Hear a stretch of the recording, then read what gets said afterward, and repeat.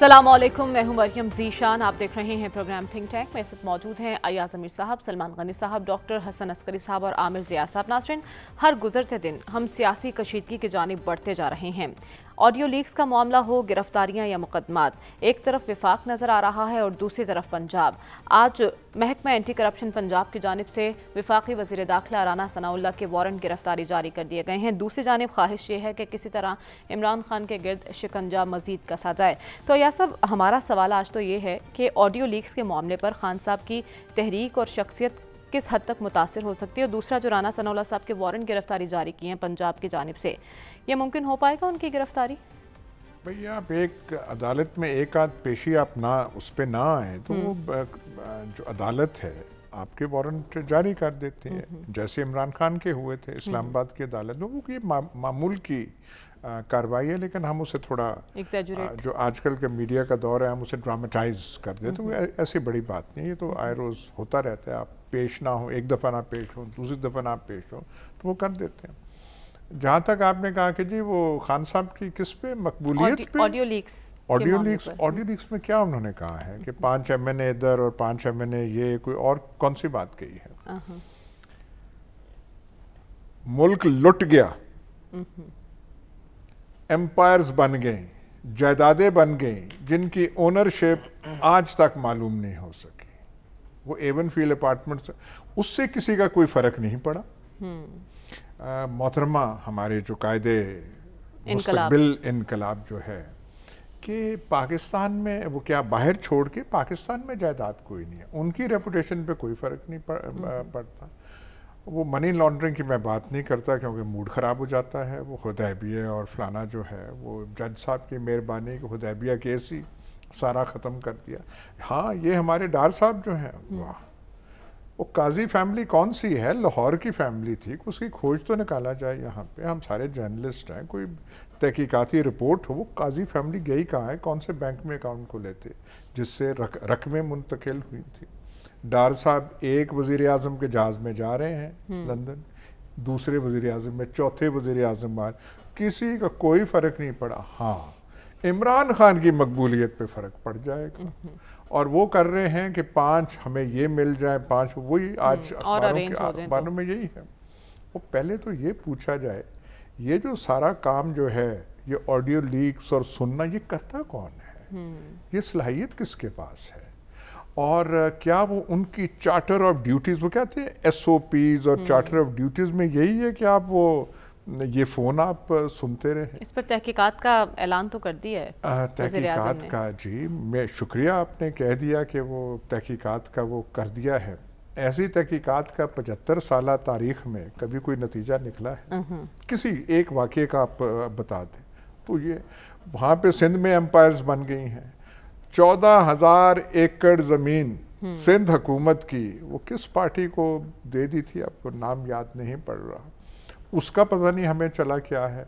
Supreme court ने जुर्माना ने कहा कि इतने पैसे आपको देने हैं, वो कहाँ गए? कोई लंदन से पैसे आने थे, वो उसमें फैसिलिटेट पहली हुकूमत ने किए हमारे मेहरबानों को, कुछ हमें नहीं पता। तो किसी की रेपुटेशन पे कोई फ़र्क नहीं पड़ेगा। अच्छा। इमरान खान की वो पड़ जाएगा। इमरान खान की मकबूलियत पे उसकी मकसूद नहीं है कि हम उनके गुण गाएंगे, ये है बात, ये है कि उनकी जो वो कॉल देते हैं, जलसे हो जाते हैं, सब कुछ है, वो एक प्रॉब्लम बना हुआ है।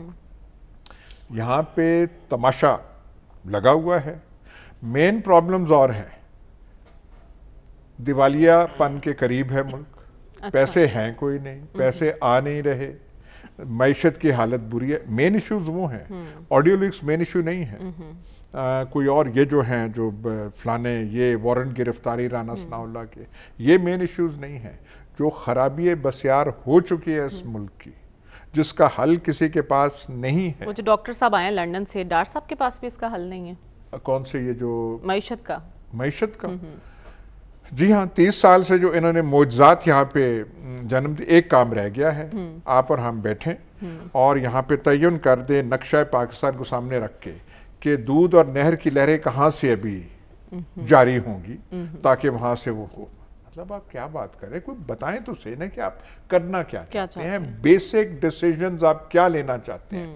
یا تو ہے نا یہ بڑا فرق ہے, یہ ہے غربت ہے, جو ہمارے اوپر والے لوگ ہیں, جس میں شاید میڈیا والے بھی ہوں, یہ نہیں ہم کوئی وہ غریب اس میں ایسی کوئی پاورٹی لائن سے نیچے نہیں رہ رہے, کوئی ہماری یا جو اوپر والے طبقات ہیں ان کی عیاشیوں کی کوئی حد ہے.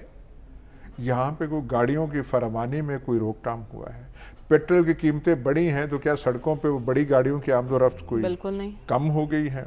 جو آپ کے کڑائی گوشت کا مرکز ہے, اور لگتا ہے کہ یہاں پہ قومی فریضہ لاہور کا کڑائی گوشت ہی ہے, وہیں سے شروع ہوتا ہے, وہیں اس میں کوئی کمی آئی ہے کہ شام کو آپ جائیں تو سینا امام عالم روڈ اور باقی جو ہیں جو کڑائی والے ہیں آپ کو جگہ کوئی مل جائے. مڈل کلاس طبقہ تو پس کر رہ گیا نا یا سب, ہاں جی مڈل کلاس طبقہ تو پس کر رہ گیا اس مہنگائی میں. مڈل کلاس رہ گیا, جنہوں نے فیصلے مڈل کلاس نے کرنے اوپر والے کرنے ہیں. مڈل کلاس اگر پس گیا تو مڈل کلاس کا لیڈر کون ہے, اس کی آپ کہتے ہیں کہ مقبولیت جو ہے پتہ نہیں متاثر ہو گئی ہے. مڈل کلاس کا اس وقت لیڈر کیا وہ نواز شریف ہے یا کوئی اور ہے, عمران خان ہے. پڑھے لکھے طبقات کا وہ ہے, غلط یا صحیح ان کی آنکھوں پہ شاید جو ہے پٹی پڑ گئی ہوگی, وہ دیکھتے ہیں, وہ علیحدہ بحث ہے. لیکن وہ کیا کہہ رہے ہیں وہ اور چیز ہے, ریاست کہیں اور جا رہی ہے, ریاست کے کابرین اور زبان بولی جا رہے ہیں. تو ایشوز تو وہ ہیں, یہ وارنٹ گرفتاری رانا صاحب کا, یہ تو ایشو اس ملک کا نہیں ہے. ٹھیک ہے, تو آپ کہہ رہے ہیں کہ یہاں سب کچھ چلتا ہے, لیکن ہم دیکھ رہے ہیں موجودہ صورتحال میں سلمان غنی صاحب, وزیر اعظم شہباز شریف جن کے بارے میں کہا جاتا ہے بڑے مصلحت پسند ہیں, وہ آج کل جارحانہ طرز عمل اپنائے ہوئے ہیں. کل بھی کچھ دنوں پہلے بھی انہوں نے پریس کانفرنس کی, آج بھی جب میڈیا سے گفتگو کی تو ایک طویل گفتگو اور خان صاحب پر تاک تاک کے نشانے لگائے انہوں نے. دیکھیں, آپ کا بنیادی طور پہ سوال تو یہ تھا کہ یہ جو آڈیو سکینڈل ہے, چونکہ یہ اس کا تعلق ایک پرائم منسٹر سے نہیں ہے, 2 پرائم منسٹر سے ہے, سابقہ پرائم منسٹر سے بھی, موجودہ پرائم منسٹر سے بھی, کہ کس حد تک یہ خان صاحب کی مقبولیت پہ اثر انداز ہوا ہے. دیکھیں, جہاں تک آپ کا سوال ہے کہ شہباز شریف صاحب کا جارحانہ انداز وہ کیوں ہے, اس کی بڑی وجہ یہ ہے کہ سائفر کو جس طرح ایشو بنایا گیا ہے کہ جی ایک پاکستان کے اندر ایک سازش ہو گئی, امریکہ اس میں انوالو تھا, اور پھر پتہ چلا کہ وہ امریکہ تو انوالو نہیں تھا, کہ جی اس لیٹر کو بنیاد بنا کے انہوں نے کہا کہ جی اس پہ کھیلنا ہے اور امریکہ کا نام نہیں لینا. امریکہ کا نام نہیں لینا مطلب ساتھیوں کے سامنے. اب شہباز شریف صاحب نے جارحانہ طرز عمل اس لیے اختیار کیا ہے کہ وہ بیرونی وزٹ سے آئے ہیں. دنیا بھر کے اندر پاکستان کی کریڈیبلٹی کے آگے ایک سوالیہ نشان ہے, اور انہوں نے ایک فکرہ کہا تھا, میرا خیال پاکستان کے پرائم منسٹر کو نہیں کہنا چاہیے تھا, کہ اس ساری صورتحال کے بعد جو ایکس پرائم منسٹر کی وجہ سے پیدا ہوئی ہے کہ دنیا کے کسی ملک کا چیف ایگزیکٹو اگر پرائم منسٹر ہاؤس کے اندر آئے گا تو ہمارے ساتھ وہ کھل کے بات کرے گا. میں سمجھتا ہوں کہ اس حوالے سے تو ان کا جارحانہ طرز عمل درست ہے, چونکہ آج اگر وہ پرائم منسٹر ہیں تو کل کو کوئی دوسرا پرائم منسٹر آئے گا. لیکن بنیادی بات وہ ہے جس کا بھی ذکر کیا گیا ہے کہ یہ آڈیو سکینڈلز, ایک سابق پرائم منسٹر کی گفتگو آئی سامنے, ایک موجودہ پرائم منسٹر کی آئی, اس میں بنیادی ذمہ داری تو یہ تھی نا کہ بھی اس کی تحقیقات کرتے ہیں. یہ کوئی چھوٹی بات نہیں ہے, پاکستان کا چیف ایگزیکٹو ہے اور اس میں سیکورٹی لیپس تو ہوا ہے. اب اس میں ایک کمیٹی بنا دی گئی, وہ کمیٹی کی رپورٹ کب آئے گی, تو یہ بات تو درست ہے نا کہ جب آپ کا سب سے اہم جو پرائم منسٹر ہاؤس ہے اس کے اندر تو بیرونی مہمان بھی آئیں گے, اور کل پرسوں بھی شاید انہوں نے اشارہ کیا کہ کوئی ایک سفیر آیا تھا اور اس نے علیحدگی میں ان سے اسی طرح کی ریزرویشن ظاہر کی ہے. لیکن بات یہ کہ اس کا جہاں تک ہے کہ جی ان کی مقبولیت پہ اثر, میں سمجھتا ہوں کہ اس وقت پولرائزیشن اس انتہا پہ ہے کہ میں نہیں سمجھتا کہ جو عمران خان صاحب کے فالوورز ہیں ان پہ یہ آڈیو سکینڈل کوئی اثر انداز ہوا ہو. وہاں پر تو وہ لوگ سمجھتے ہیں کہ غلط ہے. دوسری طرف ان کے مخالفین ہیں, وہ سمجھتے ہیں کہ جی پاکستان کی مفادات کو, ریاستی مفادات کو نقصان پہنچا ہے. دیکھیں, ایک بڑا طبقہ غیر جانبدار بھی ہے, اور جیسے ابھی کہا گیا کہ جی پڑھا لکھا طبقہ ان کے ساتھ ہے. میں قطعاً یہ ماننے کے لیے تیار نہیں کہ سارے سائفر پہ جو آڈیوز آئی ہیں کہ پاکستان کا پڑھا لکھا طبقہ اس حد تک فوکس ہو گیا کہ وہ ان ایشوز پہ یا وہ. اور پھر میں اور ایک بات بتاؤں, اسد عمر صاحب آپ ریکارڈ پہ ہیں, انہوں نے وہ ڈینائی نہیں کی, انہوں نے کہا جی وہ سائفر یہ تو مان گئے, اور جناب سائفر مان گئے, آپ نے کہا کہ اس پہ ہم کھیلیں گے, اور آپ تو سیاست ضرور کھیلیں, آپ ریاستی مفادات سے تو نہ کھیلیں. آپ کے خیال میں یہ سارا کچھ, میں کہتا ہوں یہ بی بی سی کی رپورٹس اٹھا کے دیکھیں, پوری دنیا میں یہ بات جا رہی ہے نا کہ یہ پاکستان کے اندر اور پاکستان کے پرائم منسٹر ہاؤس کے اندر یہ کیا تماشا لگا ہوا ہے کہ یہ اپنے ذاتی مفادات کی تکمیل کے لیے تو کھیل کھیل رہے ہیں, لیکن امریکہ میں اپنی سیاسی پارسائی کا یقین دلانے کے لیے $25,000 پہ ایک فرم ہائر کرتے ہیں, اور اس کا سربراہ کون ہے اس فرم کا, وہ میں نہیں کہنا چاہتا کہ پاکستان کے حوالے سے اس کے تحفظات کیا تھے اور ہمارے اٹامک کے حوالے سے وہ کیا کہتا رہا ہے. میں سمجھتا ہوں کہ آڈیو سکینڈل اگر پاکستان کے اندر جمہوری سسٹم چلنا ہے تو چیف ایگزیکٹو کے آفس کی بھی ایک اہمیت ہے, ایک حیثیت ہے, اس کی تحقیقات سامنے آنی چاہیے. اور دوسری بات اس کے سیاسی اثرات کیا ہوں گے. دیکھیں چیف ایگزیکٹو کا میں نے کل بھی ذکر کیا تھا کہ آپ ذرا حلف اٹھا کے دیکھیں, اس حلف میں کہ ہم پاکستان کے مفادات کو مقدم رکھیں گے. میں یہ سوال اٹھا رہا ہوں کہ جی کیا انہوں نے پاکستان کے مفادات کو مقدم رکھا؟ وہ کس کو کہہ رہے تھے کہ جی ہم نے اس پہ کھیلنا ہے؟ یہ کوئی چھوٹی بات نہیں ہے. کھیلنا بھی کس سے کھیلنا ہے؟ ملک سے کھیلنا ہے, قوم سے کھیلنا ہے, ریاست سے کھیلنا ہے, مفادات سے کھیلنا ہے. لیکن اس کے بعد جو ایک نئی آڈیو ہے یہ ڈنائل نہیں ہے. آپ کو یاد ہوگا کہ فواد چودھری نے پہلے روز کہا تھا, اسد عمر نے کہا تھا کہ جی یہ مان گئے. اب جو آیا ہے کہ میں پھر حوالہ دوں گا 30 اکتوبر 2011 کا کہ بنارے پاکستان پہ کہ میں اپنی قوم سے سچ بولوں گا. جناب پاکستانی لوگوں نے آپ کو قبول کیا تھا. مریم میں اسی جگہ پہ بیٹھ کے جس دن وہ جلسہ ہوا تھا تو ہم 100% ان کی سیاست کو اپریشیٹ کر رہے تھے کہ ایک شخص نے کہا ہے کہ ہم پاکستان کے اندر سیاسی تبدیلی لائیں گے. بھائی اگر وہی جو خرید و فروخت ہارس ٹریڈنگ میں آپ انوالو ہیں کہ جی 5 میں خرید لیے ہیں, اور ایک اور میں نقطہ ذرا بتاؤں کہ 5 وہ لے دیں گے, وہ کون ہے؟ دیکھیں جن کے بارے میں سمجھا جا رہا ہے نا یہ وہ نہیں ہے. اچھا. کیونکہ وہ خرید کے نہیں دیتے. اچھا. خرید کے دینے والا کوئی اور ہوتا ہے. تو یہ چیزیں بھی اب کھل کے سامنے آنی چاہیے کہ 5 خریدے کون سے گئے تھے اور خرید کے دینے والا کون تھا. دیکھیں جب تک آپ یہ معاملات کھنگالیں گے نہیں اور قوم کے سامنے اصل چہرے سامنے نہیں آئیں گے تو پھر اسی طرح یہ بیوقوف بنانے کا سلسلہ جاری رہے گا. لیکن پاکستانی قوم کے شعور کو میں پھر بھی سلام کرتا ہوں. دیکھیں اگر ان کے فالوورز, میں نے جیسے پہلے کہا کہ شاید ان آڈیو سکینڈلز کے ان پہ اثرات نہ ہوں, لیکن پاکستان کے پڑھے لکھے طبقے کا اتنا استحصال نہ کیا جائے کہ وہ بھی آنکھیں بند کر کے جناب ان ساری چیزوں کو اپریشیٹ کریں گے. ایسی بات نہیں ہے. ٹھیک ہے ڈاکٹر صاحب, آپ کو کیا لگتا ہے خان صاحب کی مقبولیت پر کس حد تک اثر انداز ہو سکتے ہیں یہ آڈیو لیکس, اور ان کے فالوورز کس حد تک ان کے لیے دھچکا ثابت ہوا ہے یا نہیں ہوا؟ دیکھیے اگر آپ صحیح تجزیہ کرنا چاہتے ہیں تو جو فیکٹس ہوتے ہیں, جو واقعات ہوتے ہیں, ان کا سلیکٹیو استعمال نہیں کیا جاتا. یعنی واقعات میں سے ایک سیریز آف واقعات ہو رہے ہیں پاکستان, اس نے اپنی مرضی کی چیزیں نکال کے ایک کہانی بنا دیجیے. ہمیں یہ کوئی مسئلہ نہیں ہے, لیکن یہ ہوتا ہے فیکٹس. اسی طرح فیکٹس کو ڈسٹارٹ کیا جاتا ہے. جب تک آپ ایک ڈیٹیچڈ ویو نہیں لیتے اس وقت تک آپ یہ اندازہ نہیں لگا سکتے کہ نقصان ہوگا کہ فائدہ ہوگا. میرا اس وقت پاکستان کی پولیٹکس میں اتنی زیادہ تقسیم ہے کہ یہ جو لیکس آ رہی ہیں یہ اس جنگ کا حصہ ہیں جو حکومت اور اپوزیشن کے درمیان ہے. ماضی میں میں کہتا تھا کہ یہ اقتدار کی جنگ ہے پاکستان, فری فار آل جو جنگ ہو رہی ہے اقتدار کی نہیں. اب بات آگے بڑھ گئی ہے. اس وقت جو جنگ ہے وہ یہ ہے کہ جو دونوں بڑے مخالف ہیں وہ ایک دوسرے کو سیاسی طور پر تباہ کرنا چاہتے ہیں, جو کہ پہلی بات سے زیادہ خطرناک ہے. یعنی اقتدار کے لیے جنگ, ہم اقتدار کی جنگ سے آگے ایک دوسرے کو بالکل سیاسی طور پر تباہ کرنا دیکھنا ہی نہیں چاہتے جو ہے. اور یہ وہ رویہ ہے جس کے تحت نظام میں سیاست جو ہے وہ صحیح معنوں میں چل نہیں سکتا. دیکھیے بڑی سمپل سی بات ہے, پاکستان کی حکومت کی ترجیحات کیا ہیں؟ فیڈرل حکومت کی میں بات کر رہا ہوں. اس کا ایک بڑا آسان طریقہ ہے, سائنٹیفک میتھڈ آپ کو میں بتا رہا ہوں. اس کا آسان طریقہ یہ ہے کہ وزیر اعظم اور cabinet members, federal cabinet members, عام P M L N party کے لوگوں کو چھوڑ دیں آپ. پرائم منسٹر اور فیڈرل منسٹر کی جو تقاریر ہیں پچھلے 2 ہفتے کی ان کو اٹھائیے, ان کے ریکارڈ ہماری ہر ٹی وی چینل کے پاس موجود ہے.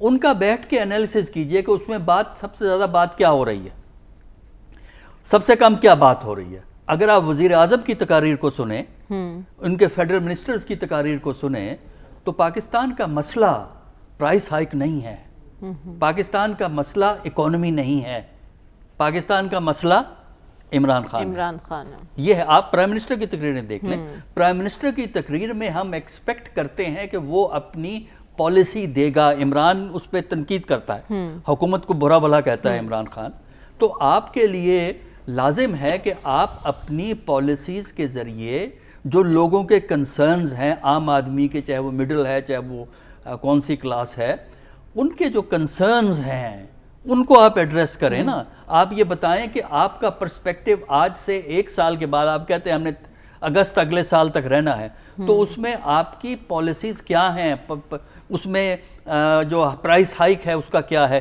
اکانومی جو ہے اس کو آپ کس طرح آپ ہینڈل کریں گے؟ کیونکہ اگر آپ پرائسز کو، اس کو جو یوٹیلیٹیز کی پرائسز ہیں جیسے بجلی ہے، پانی ہے اور پیٹرول وغیرہ ہے، اگر یہاں سبسڈیز دیں گے تو وہ آئی ایم ایف سے کس طرح ڈیل کریں گے؟ ڈاکٹر صاحب، آپ کو نہیں لگتا صرف پریس کانفرنس میں پالیسی بتانا ضروری نہیں، عمل کر کے دکھانا ضروری ہوگا؟ کیونکہ حکومت کو ادراک نہیں اس بات کا کہ ان کے پاس وقت کم ہے اور انہیں پرفارم کر کے ہی جانا ہے۔ دیکھیے، دونوں چیزیں ضروری ہوتی ہیں۔ آپ کی جو تقاریر ہیں وہ ریفلیکٹ کرتی ہیں آپ کا سٹیٹ آف مائنڈ، ذہنی کیفیت، سوچ، ترجیحات۔ جو میں گفتگو، اگر فرض کی آپ کسی عہدے پہ ہیں، جو آپ کی ترجیحات ہیں وہ ریفلیکٹ ہوتی ہیں، تو ترجیحات ریفلیکٹ ہوں گی۔ دوسرا یہ ہے کہ آپ مجھے بتائیے نا کہ جو تقریریں ہوئی ہیں ان میں کتنی پالیسیز پہ تذکر، کتنا مہنگائی پہ ذکر آیا ہے، کس طرح وہ ایڈریس کریں گے، کس طرح وہ تسلی دیں گے؟ جو دودھ کا ایک ڈبہ جو خریدنے کے لیے جاتا ہے، جو وہ کیا ٹنڈ ملک ہوتا ہے، پرائس تو دیکھیں نا ذرا اس کی جا کے۔ پچھلے 1 ہفتے میں پچھلے 2 ہفتے میں ان کی پرائس میں 20 سے 25 روپیہ اضافہ ہوا ہے۔ تو یہ کوئی کنسرن ہے حکومت کا؟ بالکل نہیں۔ تو اس لیے پرابلم اب یہ ہو گئی ہے کہ یہ جو جنگ ہے اس کے مختلف پہلو ہیں، اس کے مختلف اینگل ہیں۔ تو لیک اس کا ایک پہلو ہے جنگ کا، کوئی اور چیز ہے وہ پہلو ہے۔ پنجاب گورنمنٹ وارنٹ جاری کر رہی ہے، وہ بھی اس جنگ کا ایک پہلو ہے۔ پرائم منسٹر صاحب خطاب جب وہ پریس کانفرنس کرتے ہیں، جو گفتگو کرتے ہیں، وہ ہم سب کو پتہ ہے، وہ جنگ کا دوسرا پہلو ہے۔ تو اگر آپ ایک جنگ کو مختلف پہلوؤں سے لڑیں گے تو اس ملک کو چلائے گا کون چلائے گا؟ بالکل۔ لیکن ملک کو چلانے کے لیے ایڈمنسٹریشن کی طرف توجہ کی ضرورت ہے۔ مسئلہ اس وقت کیا ہے؟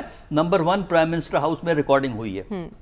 سوال یہ ہے کہ حکومتی ادارے فوراً پکڑ لیتے ہیں کہ یہ فلاں نے لوڈ کی ہے، تو یہ جو ویڈیو، یہ ہمیں کیوں نہیں بتاتے ادارے؟ بالکل، بلکہ مزے کی بات یہ ہے کہ جیسے ہی کوئی بھی آڈیو لیک ہوتی ہے، خان صاحب کی پوری حکومت جو ہے اس پر پریس کانفرنس کرنا شروع ہو جاتی ہے اور اصل ایشوز جو ہیں اگنور ہو جاتے ہیں اس کے ساتھ۔ لیکن عامر ضیاء صاحب، ہم دیکھ رہے ہیں کہ شروع میں 1-2 آڈیوز جو لیک ہوئی ہیں وہ اس حکومت کی ہوئی ہیں، اس کے بعد خان صاحب کی آڈیو لیکس کا سلسلہ شروع ہو گیا۔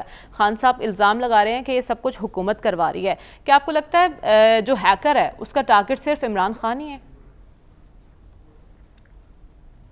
دلچسپ بات ہی کہ جو آڈیو لیکس ہے، میں سمجھتا ہوں کہ یہ اس بڑے مرض کی علامات میں سے ایک علامت ہے، اور وہ جو مرض ہے وہ یہ کہ جی ریاستی نظام جو ہے وہ نہیں چل پا رہا، یہ حکومت نہیں چل پا رہی۔ تو اس کی علامات ہیں کہ جی وزیر اعظم کی جو ہے شہباز شریف صاحب کی ویڈیو لیک ہو گئی، اب عمران خان صاحب کی ہو رہی ہیں۔ دیکھیں، پہلے ہمیں کچھ چیزوں کو صحیح تناظر میں رکھنا ہوگا۔ اس میں سب سے اہم بات یہ ہے کہ دنیا بھر کی جو انٹیلیجنس ایجنسیز ہوتی ہیں وہ یقیناً جو ہے وہ نظر رکھتی ہیں چیزوں پہ، ریکارڈنگ بھی کرتی ہیں۔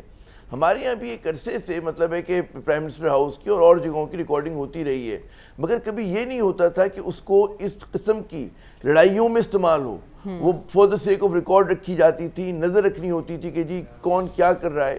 تو ہمیشہ یہ ہوتا ہے کہ جو عام لوگ عہدوں پر ہوتے تو ان پہ کاؤنٹر چیک رکھا جاتا ہے، اور اس میں خصوصاً ایسے ممالک میں کہ جہاں پر اگر اس طرح کی بات ہو رہی وزیر اعظم کے پاس کہ جی بھارت سے مشینری درآمد کر دیں اور فلاں کام کر دیں، تو پھر تو اور بھی یقینی ہو جاتا ہے، ضرورت اس بات کی ہوتی ہے کہ جی ان چیزوں پہ نظر رکھی جائے۔ لیکن اس بار خرابی یہ ہوئی ہے کہ وہ ریکارڈنگز جو ہیں وہ سامنے آ گئیں، تو یہ ایک بہت بڑا لیپس ہے، اور ریکارڈنگ کو سامنے آنا جو ہے یہ کچھ چیزیں ہوتی ہیں صرف ان لوگوں کے لیے جن کا ان چیزوں کو جاننا ضروری ہوتا ہے.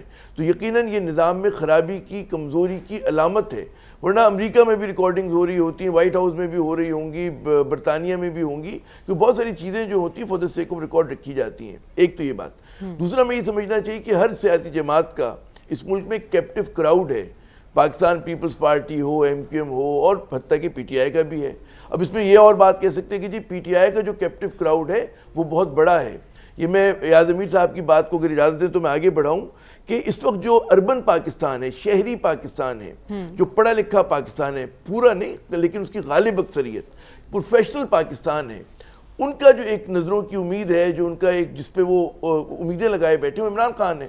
وہ آپ کو پہلی مرتبہ ملے گا ایک ایسے لیڈر, اب میرے اور آپ کے خلاف ہو سکتے ہیں, ہمیں ان کی بہت ساری کمزوریوں کو پتہ ہے, لیکن ایسا رہنما ہے فی الوقت کہ جو کراچی تک خیبر ریگارڈلیس آف ایتھنیسٹی, کہ کوئی اس کی یہ بات نہیں کہ جی کوئی ایک کہتے ہیں مخصوص فرقے کے لوگ فالو کریں گے, ایک مخصوص لسانی گروہ کے لوگ فالو کریں گے, نہیں, تمام صوبوں میں تمام یونٹس میں اس کے کہیں نہ کہیں پیروکار ہیں. اور وہ لوگ جو ہیں وہ زیادہ تر وہ لوگ ہیں کہ جو ان چیزوں سے بلند ہو کے سوچتے ہیں, برادری سے بلند ہو کے سوچتے ہیں, مسلک سے بلند ہو کے سوچتے ہیں, وہ ملک کے لیے سوچ رہے ہوتے ہیں. اب غلط یہ صحیح آپ کہہ سکتے ہیں کہ جی عمران خان میں 10 کمزوری ہیں, میں اس کی بحث میں نہیں جا رہا, لیکن لوگوں کا پرسیپشن یہ ہے کہ جی عمران خان امید ہے. اور وہ امید کیوں ہے؟ اس لیے ہے کہ جب لوگوں نے تبدیلی دیکھی تو جب انہوں نے دیکھا کہ جی وہی 1990 کی دہائی کے, 80 کی دہائی کے اور اس کے بعد کے لوگ جو ہیں وہی آزمائے ہوئے لوگ آ گئے جن پہ کہتے ہیں کہ کیسز کا ایک جمع غفیر ہے اور ان کے بارے میں کسی کو شک شبہ نہیں, ان کی بدعنوانی کے بارے میں. اب یہ اور بات ہے کہ جی ہمارے یہاں وہ پروو نہیں ہو رہے وہ کیس, وہ ایک الگ بات ہے کہ ہمارا پروسیکیوشن کمزور ہے, انویسٹیگیشن کمزور ہے, ہمارے یہاں لوپ ہولز ہیں, لوگ نکل جاتے ہیں. لیکن ایک عوامی پرسیپشن کی حد تک آپ بات کریں تو لوگ اس پہ نالہ ہیں. انہیں پتہ ہے کہ جی کراچی جیسا بڑا شہر, سب سے امیر شہر, اس کا بیڑا غرق ہو گیا ہے, اور اس کے ذمہ دار وہ ان لوگوں کو سمجھتے ہیں کہ جو آج پی ڈی ایم کا حصہ ہیں, اس حکومت کا حصہ ہیں. اسی طرح جناب نواز شریف صاحب اور ان کے خاندان سے لوگوں کو شکایتیں ہیں. تو بہت سارے جو لوگ اس لیے اس وقت جو ہیں عمران خان کے ساتھ کھڑے ہونے پر مجبور ہیں, کیونکہ جب وہ دیکھتے ہیں کہ مقابلے میں مولانا فضل الرحمان صاحب ہیں اور ان کا بیٹا ہے, اور بھٹو خاندان یا زرداری خاندان ہے اور ان کے جو ہیں وہ ہیں بچے ہیں اور ان کے اولاد ہے, اور اسی طرح ہم دیکھتے ہیں کہ جی شریف خاندان ہے اور ان کے سپوت ہیں, تو پھر لوگ جو ہیں وہ بحالت مجبوری, انہیں عمران خان کی کمزوریوں کا بھی پتہ ہوگا, انہیں پتہ ہوگا, بہت سارا تنقید بھی کرتے ہوں گے جی عمران خان نے 3 سال 7 مہینے میں ہو سکتا ہے بہت سارے وعدے پورے نہیں کیوں, لیکن پھر وہ بحالت مجبوری جا کر ان کے ساتھ کھڑے ہوتے ہیں. اور اس میں وہ پھر سوالی نشان بھی کرتے ہیں کہ اداروں سے بھی کرتے ہیں. آپ کہہ رہے ہیں کہ لوگوں کے لیے ابھی بھی متبادل اور نجات دہندہ خان صاحب ہی ہیں, لیکن عامر صاحب جو سیاسی کشیدگی بڑھتی جا رہی ہے, روز بروز ہم دیکھ رہے ہیں کہ سیاسی تناؤ میں اضافہ ہوتا جا رہا ہے, کیا یہ سسٹم پر اثر انداز تو نہیں ہو سکتا؟ سب سے بڑا جو خطرہ ہے وہ یہ کہ اصل بات ہے کہ نظام خطرے میں اس وقت. ہمیشہ وہ ریاستیں سروائیو کرتی ہیں جو اپنے تضادات کو حل کرتی رہتی ہیں. ہمارا واحد بدقسمت ملک ہے کہ جو اپنے تضادات کو حل کرنے میں ناکام ہوتا ہے, بلکہ ہم تضادات کو اور بڑھا رہے ہوتے ہیں. پارلیمنٹ میں فیصلے نہیں ہوتے, پارلیمنٹ ایک قانون سازی کرتی ہے, یعنی کہ لوگوں کو ریلیف دینے کے لیے جو بدعنوانی میں ملوث تھے, نیب کی قانون سازی کرتی ہے. عوام کے مسائل سے اس کا کوئی تعلق نہیں, کوئی اس پہ ڈیبیٹ نہیں ہوتی, نظر آ جاتا ہے آپ کو. نامکمل قومی اسمبلی ہے اور وہ بات ہی نہیں کرتی. اسی طرح چلیں ہماری جو سیاسی اشرافیہ ہے, کتنی آل پارٹیز کانفرنس کرتی ہے. بالکل عسکری صاحب کہتے, بالکل صحیح کہہ رہے تھے کہ جناب اگر جب یہ لوگ پریس کانفرنس کرتے ہیں, وزیر اعظم صاحب یا مریم صاحبہ یا اسحاق ڈار, یہ کون سا ویژن دے رہے ہیں, یہ لوگوں کو کون سا خواب دے رہے ہیں کہ جی ہم اس ملک کو ہم یہاں پر لے کے جائیں گے, ہم اس ملک کے بارے میں ہمارا تصور یہ کہ 20 سال بعد 30 سال بعد پاکستان یہاں کھڑا ہوگا, ہمیں پرائیویٹائزیشن کی کیوں ضرورت ہے, ہمیں تعلیم پہ کیا کرنا ہے, پاپولیشن گروتھ ہمارا سب سے بڑا مسئلہ ہے. کوئی بات کرنے پہ تیار ہے ان مسائل پہ؟ کوئی نہیں کر رہا. رول آف لا نہیں ہوتا. آپ یہ دیکھیں, ابھی بڑی خبر ابھی ہم دیکھ رہے تھے کہ جی 32 سال 36 سال کے بعد 15 لوگ جو قتل و غارت گری کے مقدمے میں ملوث تھے سب بری ہو گئے. تو یہاں پر قتل و غارت گری کے مقدمے میں لوگ چھوٹ جاتے ہیں, بری ہو جاتے ہیں, تو آپ وائٹ کالر کرائم کی بات کر رہے ہیں. تو مجھے لگ رہا ہے کہ اس وقت جو تصادم کے جس راستے پہ ہم چلے ہیں, خدا نہ خواستہ لانگ مارچ ہوتا ہے, خدا نہ خواستہ لوگ سڑکوں پر آتے ہیں, تو پھر چیزیں ہمارے ہاتھ میں نہیں رہیں گی, بالکل سسٹم خطرے میں دکھائی دے رہا ہے. اور ہو جائیں گی. تو ضرورت اس بات کی ہے کہ سلوشن کی طرف جائیں. ٹھیک ہے، یہی ماننا ہے آپ کا بھی کہ حکومت کا ایشو اس وقت صرف اور صرف عمران خان ہے. ہمیں آگے بڑھنا ہے اور بات کرنی ہے فیک نیوز پر. آرمی چیف صاحب کا رد عمل سامنے آیا ہے، یہ کیا ظاہر کرتا ہے، اس پر بات کریں گے اس بریک کے بعد. اسٹے ود اس.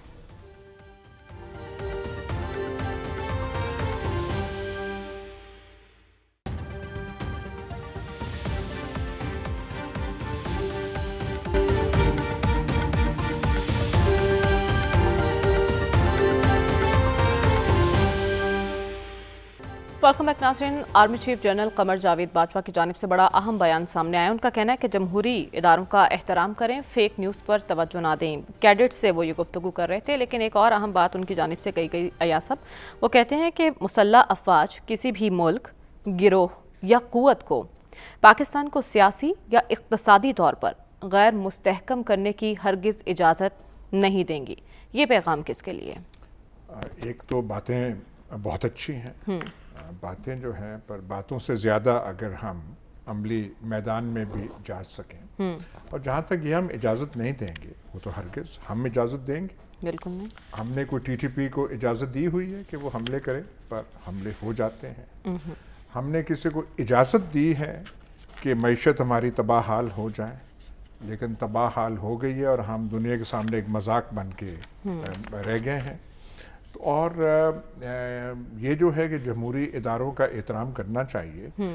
کاش ہماری تاریخ میں 75 سالہ تاریخ میں یہ جو سینٹیمنٹ ہے، یہ جو خیال ہے، یہ کار فرما رہتا تو ہمارے بہت سارے مسائل پیدا ہوتے نا. ایک تو ہمارا رونا یہی ہے کہ جو جمہوری اقدار، جمہوری اداروں، جمہوریت کے تصور کو جو ایک تقویت ملنی چاہیے تھی، ہماری تاریخ تلخ گواہ ہے کہ ایسا نہیں ہوا. اور جن کا کام مطلب اپنے کام تک رہنے کا تھا، وہ ایسے ایسے کارنامے یہاں پہ سر انجام ہوتے گئے کہ جمہوریت کا بھی یہاں پہ اگر دیوالیہ نہیں ہو گیا تو کم از کم مذاق ہو گیا. تو اگر یہ اب ریئلائزیشن ہو گئی ہے کہ ہر ایک کو اپنے کام سے کام رکھنا چاہیے اور کچھ اقدار ایسے ہونے چاہیے جس کی طرف ہر ایک کو ان کو تقویت پہنچانی چاہیے، تو بڑی اچھی بات ہے. ٹھیک ہے، اگر 75 سال بعد یہ خیال آیا ہے تو یہی کہہ سکتے ہیں کہ دیر آئے درست آئے. اور دعا یہی ہے کہ یہ پھر ایسا اصول ہو کہ ذہنوں میں بیٹھ جائے، اور اس اصول سے پھر کہ جمہوری اداروں کا ہم نے مضبوط کرنا ہے اور ہم نے کسی چیز کو اجازت نہیں دینی، اس سے پھر ہم ہٹے نہیں، روگردانی نہ کریں اور عذر تلاش نہ کیے جائیں. یہاں سے اس سنہری راستے سے اور سنہری عزم سے ہٹنے کے لیے. تو اگر یہ خیال آ گیا ہے تو ہم تو پھر کہیں گے سلامی کر سکتے ہیں، لیکن یہ ہوگا کہ اس پہ اب ٹھیک ہے، یہ خیال آیا تو بہت اچھی بات ہے. سلمان صاحب، لیکن وہ فیک نیوز اور پروپیگنڈے کا بھی ذکر کر رہے تھے اور نوجوانوں کو اس پر الرٹ رہنے کا انہوں نے کہا ہے. یہ کیا ظاہر کرتا ہے؟ دیکھیں، بات یہ کہ وہ اپنے کیڈٹ سے خطاب کر رہے تھے، اور اگر انہوں نے فیک نیوز اور پروپیگنڈے کی بات کی ہے تو دراصل انہوں نے وہ جو سوشل میڈیا پہ ایک خاص مائنڈ سیٹ سرگرم عمل ہے. دیکھیں، فوج کے سیاسی کردار پہ لوگ ریزرویشن ظاہر کرتے رہے ہیں، اور فوج کی آئینی اور بنیادی ذمہ داریاں جو ہیں وہ تو سب کو معلوم ہے. لیکن ایک صورتحال طاری کرنے کی کوشش کی گئی ہے، اور میں نے کل بھی ایک فکرہ کہا تھا جنرل حمید گل صاحب کے حوالے سے کہ جو پاکستان کے دشمن ہیں وہ پاکستان کو کمزور اور غیر مستحکم کرنے کے لیے جو سرگرم عمل ہے، وہ یہ سمجھتے ہیں کہ ان کا موٹیو انہیں حاصل نہیں ہو سکے گا جب تک وہ فوج کو کمزور نہیں کریں گے، فوج کو کنٹروورشل نہیں بنائیں گے، اس کی ساکھ پہ اثر انداز نہیں ہوں گے. لیکن مریم، ہماری قومی سیاسی بدقسمتی یہ ہے کہ دیکھیں، اگر انہوں نے تاریخ سے سبق حاصل کیا، اور میں ان کا وہ جو امریکہ کے اندر بھی بیان دیا وہ بڑا امپورٹنٹ ہے کہ ہم سیاست سے فاصلہ کیے ہوئے ہیں، لیکن یہ ساری صورتحال طاری کیوں ہوئی کہ جن پہ احسانات کیے تھے انہوں نے فوج کی ساکھ پہ اثر انداز ہونے کی کوشش کی ہے. میں سمجھتا ہوں کہ اگر پاکستان کی فوج نے اپنا ایک رخ متعین کر لیا تو بنیادی ذمہ داری پاکستان کی حکومتوں کی ہے، سیاستدانوں کی ہے. جب ہم یہ کہتے ہیں نا کہ جمہوری سٹرگل کے نتیجے میں پاکستان بنا ہے، تو جمہوری سٹرگل اور جمہوری عمل کے نتیجے میں ہی پاکستان کی بقا اور سلامتی کی ضمانت ہے. تو سیاسی جماعتوں کو بھی اپنی ذمہ داری کا احساس کرنا ہوگا. یہ لمحہ فکری ہے پاکستان کے سیاستدانوں کے لیے، کم از کم وہ اپنے طرز عمل پہ نظر ثانی کریں اور پاکستان کے اندر انتشار اور خلفشار پیدا نہ کریں. ڈاکٹر صاحب آپ کیا کہیں گے؟ وقت کم ہے، شارٹلی بتا دیجیے. دورہ امریکہ کے دوران انہوں نے اس عزم کو دہرایا کہ فوج سیاست سے دور رہے. دیکھیے بات یہ ہے کہ تینوں باتیں بڑی اہم ہیں. فیک نیوز سے محتاط رہنا، جمہوریت کی قدر کرنا، غیر مستحکم کرنے والی قوتوں کا مقابلہ کرنا، یہ وہ چیلنجز ہیں جس کی وجہ سے پاکستان کی اندرونی صورتحال خراب ہوئی ہے. اور آج کے زمانے میں اگر کسی ملک کی اندرونی صورتحال خراب ہوتی ہے تو بیرونی صورتحال بھی خراب ہو جاتی ہے. تو لہٰذا اور اگر جمہوریت کو چلانا ہے تو جمہوریت ایک کارپوریٹ ایفرٹ ہوتی ہے سب کے مل کے، جس میں اداروں کا بھی رول ہوتا ہے. اور اداروں کی وجہ سے بھی جمہوریت کو نقصان پہنچتا ہے، سیاستدانوں کی حرکتوں کی وجہ سے بھی نقصان پہنچتا ہے. تو اس لیے میں سمجھتا ہوں کہ پاکستان میں جمہوری کلچر اداروں کو بھی سیکھنا چاہیے اور سیاستدانوں کو بھی سیکھنا چاہیے. ٹھیک ہے، دونوں کی ذمہ داری. عامر ضیاء صاحب، آپ کی نظر میں جمہوری اداروں کے احترام کا عزم؟ نہیں دیکھیں، خیال تو بڑا نیک ہے، لیکن اس پہ سوال یہ پیدا ہوتا ہے کہ فوج کو کیوں انٹروین کرنا پڑتا تھا. صرف یہ غلطی یہ نہیں ہوتی تھی کہ جی فوجی کو ہر بار آپ کہیں جی قصوروار ہے، کیونکہ ہمارے مختلف جو سیاسی حکومتیں رہی ہیں، آپ 90 کی دہائی میں دیکھ لیں، پھر نواز شریف صاحب کی جو لاسٹ گورنمنٹ تھی اس میں باقاعدہ محاذرائی کی کیفیت پیدا کی گئی، اس قسم کی چیزیں کی گئیں کہ جہاں پر جو ہے اداروں کو ملوث ہونا پڑا. ایک بات. دوسری بات ہمیں یہ سمجھنی چاہیے کہ جمہوری ادارے جو ہیں کس جمہوریت کو اور کن جمہوری اداروں کے احترام کی بات کر رہے ہیں. اگر ان اداروں کے احترام کی بات کر رہے ہیں کہ جو قانون سازی جو ہے، نیب کے لاز کو چینج اگر ہو رہے ہیں، اس میں عوام دشمنی کی باتیں ہو رہی ہیں، کرپشن کو کنڈون کیا جا رہا ہے، تو کوئی بھی اس جمہوریت کا یا اس نام نہاد جمہوریت کا یا جعلی جمہوریت کا دفاع نہیں کر سکتا، کیونکہ یہ جمہور کش جو ہے جمہوریت ہے اس وقت ہمارے یہاں. تو ضرورت ذمہ داری اس بات کی کہ ہمارے ادارے اور ہمارے جو جمہوری رہنما ہے وہ مل کر کوشش کریں کہ جمہوریت کو عوام دوست بنائیں. اس میں عوام کی نمائندگی ہو، مڈل کلاس کی نمائندگی ہو، مزدوروں کی، کسانوں کی نمائندگی ہو. اس پہ صرف جاگیرداروں کا اور پیسے والوں کا قبضہ نہ ہو کہ کوئی شریف آدمی الیکشن بھی نہیں لڑ سکتا. آپ یہ کیسی جمہوریت ہے کہ جس کو ہم دفاع کرنے کے لیے نکلے ہیں؟ کم از کم میں ایسی جمہوریت کے دفاع کے لیے نہیں کھڑا ہوں گا کہ جو خواص کی جمہوریت ہوگی، کہ وہ جمہوریت جو ہے اس میں ہمیشہ عوام دشمن اقدامات کیے جائیں گے. تو چیزوں کو ذرا سا اس میں بالکل جو عامی چیز بات کہہ رہے ہیں، ان کی نیت، ان کا عزم جو ہے اپنی جگہ بالکل درست ہے، لیکن کیونکہ ہم صحافی اور ہم سمجھتے ہیں کہ چیزوں کو بڑے تناظر میں دیکھنا چاہیے، تو صرف بات اتنی آسان و سادہ نہیں ہے کہ فوج جو ہے وہ سیلف کرٹیسزم کا شکار ہو جائے کہ جی ہم مداخلت کرتے تھے. فوج کو مجبور کیا جاتا تھا، ایسے حالات پیدا کیے جاتے تھے کہ فوج مداخلت کرے. اور اس میں ہمیں جب تک مطلب ہے کہ سیاستدان اپنا کنڈکٹ صحیح نہیں کریں گے اور سیاستدان اس بات کو انشور نہیں کریں گے کہ وہ ایمانداری سے چلیں، ملک میں لوٹ مار نہ کریں، منی لانڈرنگ نہ کریں، بیرون ملک جائیدادیں نہ بنائیں، بیرون ملک اثاثے نہ بنائیں، اپنے علاج کے لیے باہر نہ جائیں، تو پھر وہ جمہوریت ہوگی. مگر باقی تو اگر اس فراڈ نظام کو اگر آپ کو دفاع کرنا ہے، ہم آپ کی جگہ دفاع کرنے کے ستائش ہے. واپس آئیں گے اس بریک کے بعد. Stay with us.